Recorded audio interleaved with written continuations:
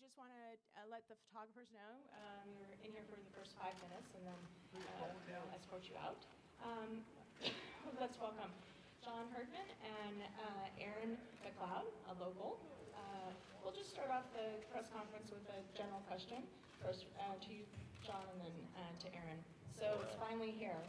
How's the team prepared?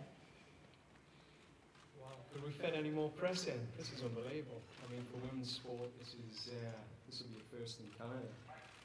So this is getting me used to what the crowd's going to be like tomorrow. I was saying to Erin coming in here, it's the first time we have really felt that little bit of nerves seeing the stadium and getting the butterflies. So I can only imagine how my players are going to be feeling. But in terms of the preparedness, we've been working for 3 years to get to this point, and there's a good feel around the team. The girls light, bright and clear. They're happy. They're connected. They've been working hard on connection off the pitch and on the pitch. And that's all we can ask for. So we're hoping we'll do our thing on the pitch, which gets people excited. And then the fans do their bit and push us over the line when we need it. Erin? Yeah, I mean, I think John, obviously, and all of our staff, I don't know anybody who works harder. John is always the first one at the office, sometimes at 5 a.m., and the last one to leave. And I think he's set the standard for all of us. So I'm quite confident knowing that we're the most prepared going into this tournament. That's only because my wife doesn't like us at home. All right, we'll open it up for questions. Right there. Wait, if you don't mind waiting for the microphone, please. Sure. Terry Jones of the Edmonton Sun. This is for both of you, and it's kind of an extension of what you're just talking about there. But this has grown into kind of a great moment in Canadian sports history. What is your sense of that? And as an extension to that, that can be a bad thing or a good thing with the size of this game. You can either get swallowed up by it or ride the wave for all it's worth. Can you both talk about both of those aspects? Thank you. Go on, Erin. I mean, I think even what John said about the media being here and the number of tickets that we've sold and the attention around the game in general, we've already, I think, made history. And I think from now on, it's just about us performing at our best. And, people continue supporting the women's game, but even at the grassroots level in this country, soccer is changing and it's becoming a permanent culture. And I'm proud of that. Look, if she says things are okay and we're in a good space, I'm happy. I mean, that's who you've got to speak to. And it's not bravado here. Like, there's a genuine belief in this team, that there's a confidence there. Are we the favourites for the event? No. Can we get on a roll in this tournament with our country behind us? Yes. This group of women believe they can go all the way, and they've got a greater purpose. They've got a greater purpose than any other team at this event. A much greater purpose. And when you've got one of them, it gives you a chance to go in places you never thought you could get to. Well, there's no size to it. If you look at it, there's, a goal one end, a goal the other, 22 players, a ball, and that's what we have to bring it back to. We make it as big as we want it to be. At the end of the day, we want to get 3 points out of this. I'm not going to hide from that. We're not going into it for a draw. You need 3 points in your first game, and bring it on, because we play to win. So, the game in itself is a big match because it's the opening ceremony, but, we know, like we did in Hamilton the other night, every player has a role in the team. They conduct their performance. They engage the fans through their performance, and that's what they have to focus on, just what they do to excite these Canadian fans to want to give them energy. John, I want to ask you about Rhian Wilkinson. Will she be able to play tomorrow? And if she can't, does that mean you have to kind of switch a bunch of things up in the lineup? Well, Rhi will be in the squad. Diana will be in the squad. I'll decide at some point whether or not we need to use these players. They're both on a return to play plan. They both can run around, but whether they're ready to play at this stage is a choice that I'll make with the player at the right time. So, I want to make sure the Chinese are still guessing about who my lineup's going to be, and I'm not writing any player off at this point. Hi, I'm from China Central Television, and I have a question for Mr. Herdman. Will 3 points be your only goal for tomorrow games, and will a draw game might be acceptable to you? And I also have a question for Erin. Can you tell me who will be the #1 threat in China team? Can you tell some of the players' name? You're first. Yep. Look, I mean, you just don't want to get beaten your first game. That's the key. But these girls now, it's the opening ceremony of a World Cup. You know, you want to kick this tournament off the way it should be kicked off as Canada. And, you know, 55,000 people will be there. I imagine, you know, the country will partially stop for people to tune in. And, you know, we've got to win this game. And we're not frightened of that. We're going towards it. I'm not trying to hide that from the players. Like, we're playing to win this match. We've planned to win this match. And we plan to go on and win the group. That's our goal. I think for us, we're not overlooking any player on the Chinese team, and we're not going to be overlooking any team in the tournament. So, as far as us, we've watched a lot of video, we've watched a lot of tape, we've prepared as a back line together, and we're ready for everything China's going to throw at us. John, you're no stranger to World Cups, but I understand the allure of this job was to be part of a home World Cup. I wonder if you could, if the journey just to get here at the beginning of it has been what you expected. And also, can you tell us what you've learned about the Canadian women that you're leading? Were they what you expected when you took over the team?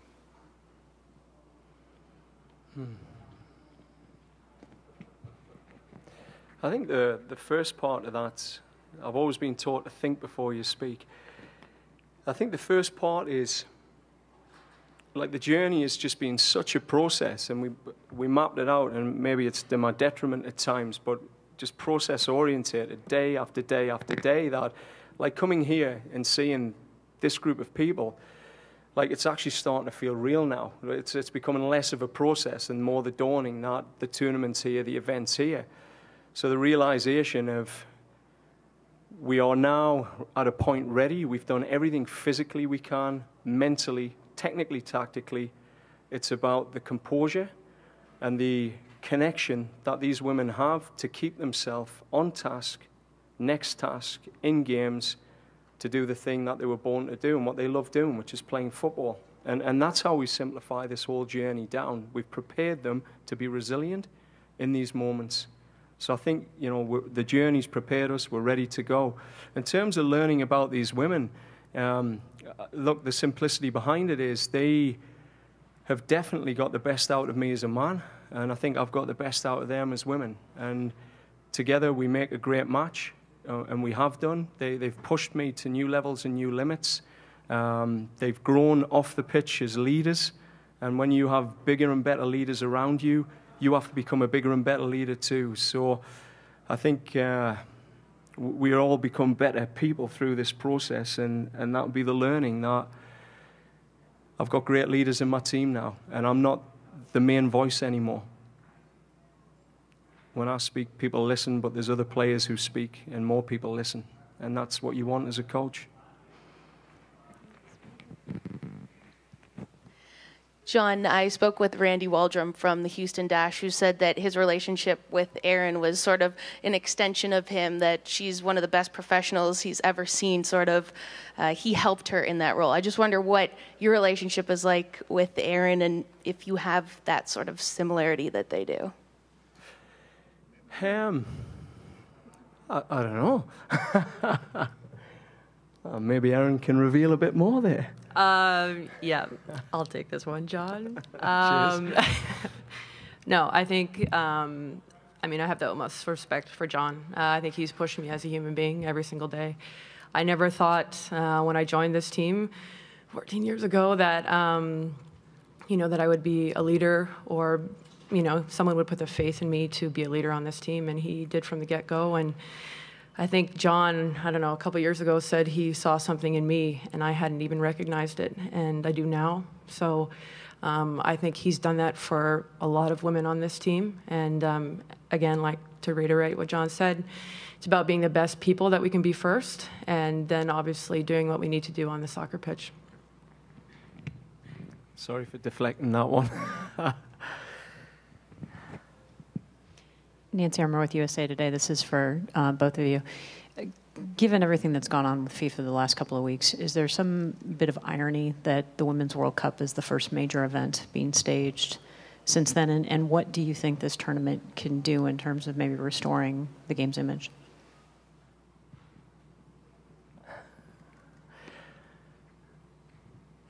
Okay. Look, I think the main thing in our environment is we've certainly put our head in the sand. And, you know, I've said this again, like if Sepp Blatter had been abducted by aliens, I wouldn't have known. And really wouldn't have put any attention to it either. You control your attention. And the only thing we're putting our attention on at this point is being the best we can be to represent our country. So I'm not interested in FIFA's image. I'm not interested in, you know, what this does for the global image of the game. What I'm interested in is this team winning a World Cup, which will change our country. It'll change sport in our country, and it'll inspire a new generation of people to play our game, coaches and athletes. And that's the only purpose we have. So, you know, these girls know that this event, and we've made it clear to them that there's going to be microphones put in their faces over a period of time. They just have to embrace that, because now they can send some very clear messages to the whole world about women's sport, about what they believe. And this is their opportunity, and they'll never get this back again. So they're choosing their words wisely, and I think they're going to let more of their football do the talking, though. I second that. Erin, Sherry Ford, TSN. I mean, your heart must be beating a little faster as it gets closer, but when 54,000 people are singing your national anthem, what do you think you'll be feeling? Well, I'm a pretty emotional person, so hopefully I won't be bawling. No, I think realistically we've gone over every scenario, and playing in front of that many people. Obviously playing at home in general with, you know, my Grams, my 94-year-old one who greeted me at the airport. I mean, there's going to be some people who have shaped my life will be in the crowd. But, you know, I have a job to do first, and I'm going to make sure that I stay on task and I can deal with the emotions after the game. And, Coach, what do you have to guard against in a very resilient China team? Sherry, right here. Same here. I can hear you. I couldn't see you. Sorry. Sorry, I missed that because I was too busy looking for you, the last piece. What do you have to caution against a very resilient China team? Exactly that. I mean, they're a resilient team. There aren't many teams that are able to put China away, and that's the hardest part. You know, you might go up a goal against them, but they're very difficult to put away, and I think they're always dangerous on the counter-attack. This is, it's a good team. Defensively, very strong. I'm not sure what the mindset of their coach is going into this game. It might be a defensive approach, who knows? But we're expecting our worst case is that they drop a deep block and, you know, make Canada show and reveal their new DNA. So when you can't launch a ball 60 yards behind a back four, can we actually break their block down? He did that in China and the Four Nations, and we struggled against that. So we've been working to see if we can put that right. And, you know, we'll see if we can manage their transition, their counter-attacks, because that's where they're lethal. One last question. Erin, Adam Cook here from CTV. You're from around these parts, and there was a recent article that came out suggesting that perhaps Edmonton is not an ideal launch point for the World Cup. Criticism about the city, the venue, and the fact that Toronto got passed over to host these World Cup games. I just wondered what you think about that. You know what, to be honest, I think anywhere in Canada would be a good place to host a game. I was born in St. Albert, and I was born in '83 when the Edmonton Oilers won everything. So, and growing up in this culture, something Edmonton is known for is the way they get behind their sports teams. And I think that's good enough reason to have, you know, a big event like this here. We're going to be filling the stadium, and I'm proud that I'll know a few people in the crowd. Thank you both, and good luck in the tournament. The training will be open for the first 15 minutes, starting at 3:30. Thank you very much.